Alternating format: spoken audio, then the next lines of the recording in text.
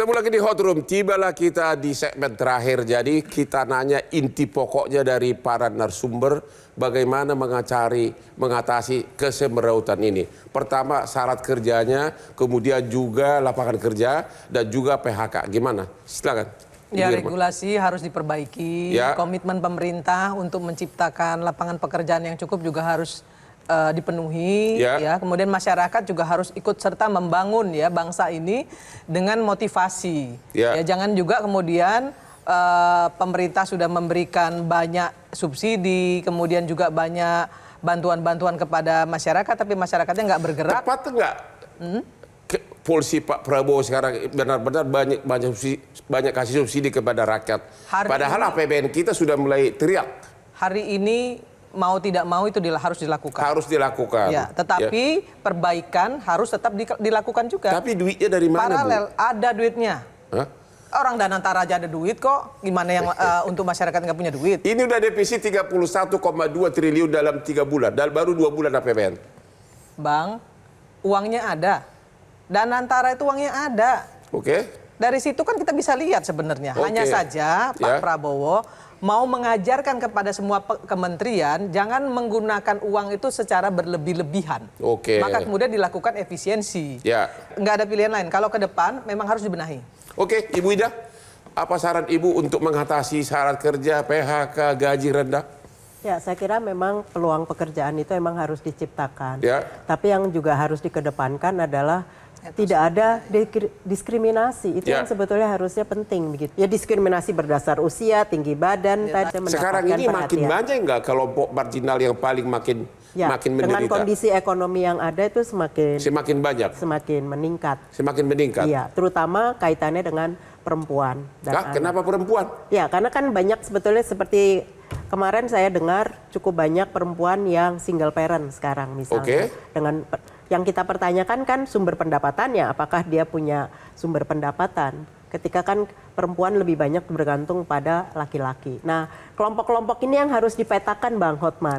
Jadi siapa yang sebetulnya memang perlu dan layak mendapatkan bantuan tersebut. Karena saya melakukan penelitian beberapa kali mengevaluasi program-program yang ada. Lebih banyak tidak tepat sasaran Bang, itu yang jadi masalah. Yang tidak tepat sasaran apa? Tidak tepat sasaran, misalnya bansos. Tidak tepat sasaran, apalagi dengan data fiktif misalnya. Itu kan memprihatinkan. Pak Timbul, gimana? Kalau 10 tahun pemerintahan kita sebelum ini kan fokus pada infrastruktur.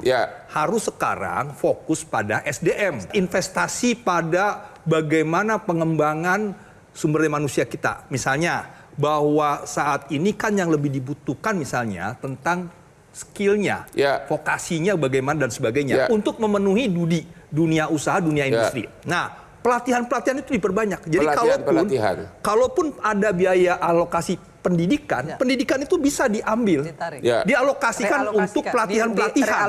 Nah, misalnya nih, ada kartu prakerja. Dia itu juga belum maksimal. Demikian juga ada di sini lagi manfaat pelatihan di jaminan kehilangan pekerjaan. Ada lagi pelatihan yang diselenggarakan Kementerian Tenaga. Digabung saja menjadi badan pelatihan nasional. Sehingga lebih fokus, lebih efisien untuk bisa memastikan SDM kita bisa memenuhi dunia usaha. Pelatihan itu untuk meningkatkan skill. Jangan mengejar pendidikan formal. Artinya itu juga, tetapi memang diefisienkan untuk bisa berani kita mengalokasikan lebih juga untuk tadi skill-skill ini. Karena dunia usaha, dunia industri kan berpikir ini, saya nggak butuh ijazah kamu, itu hanya lampiran. Tapi ketika Anda bekerja, bisa nggak hari ini? Kan gitu. Itu kan artinya kita harus siap untuk menyediakan SDM yang berkualitas. Nah, kalau kita hanya berbasis bansos, itu kan kita ngasih ikan.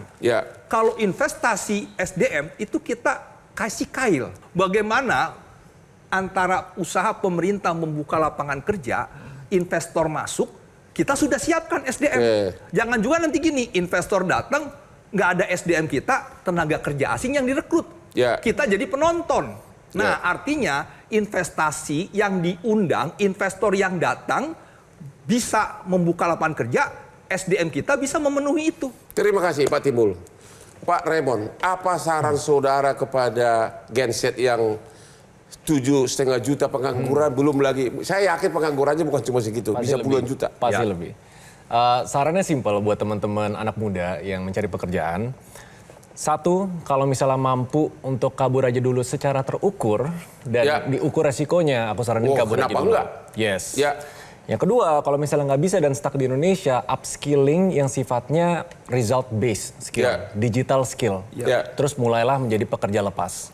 Itu pekerja lepas, digital skill. Banyak itu peluangnya. Kalau udah fasih, bukalah usaha dan menjadi wirausaha. Karena kalau misalnya sampai di tahap itu, pelaku menjadi orang yang memberi solusi, membuka lapangan pekerjaan. Simple sih stepnya itu. Nah, kalau untuk pemerintah, saya cuma punya satu harapan, politik dan semua eksekusinya diperbaiki. Karena pemerintah tuh banyak sekali ide-ide bagus, banyak sekali program bagus. Kesannya semua dalam cerita tuh luar biasa. Tapi pas diturunin ke eksekusi, nah itu masih lack transparansi. Anda sendiri bisa berhasil, gimana caranya itu? Apakah pendidikan skill atau orang tua kamu yang kaya? Skill. Waktu itu freelance bener-bener, karena aku kuliah kan dulu kan. Apa? Aku kuliah di perguruan tinggi yang belajar computer science. Oke. Aku minta ke dosen, kira-kira ada pekerjaan nggak ya yang bisa aku lakuin gitu. Jadi inisiatif bahwa skill digital itu pasti ada yang makan. Jadi gitu. pelatihan skill harus ditingkatkan. Iya, dan zaman sekarang tinggal Google, YouTube, dan teman-temannya bahkan nggak perlu bayar. Begitu ya? Iya. Jadi menurut Anda kalau orang tetap nganggur, do nothing, ya salah dia sendiri dong? Sebenarnya, karena akses informasi sekarang udah gratis di mana-mana. Tapi orang pilih mau nonton belajar coding apa mau joget-joget. Nah itu dia. Dansa-dansa. Benar. Jadi salah satu yang saya tangkap barusan adalah perlu skills ditingkatkan. Pasti. Saya kasih contoh. Saya sebagai kantor pengacara bisa terima lamaran segitu banyak tiap bulan dari para sarjana hukum. Begitu saya lihat gelarnya doktor, master, saya nggak mau ngambil.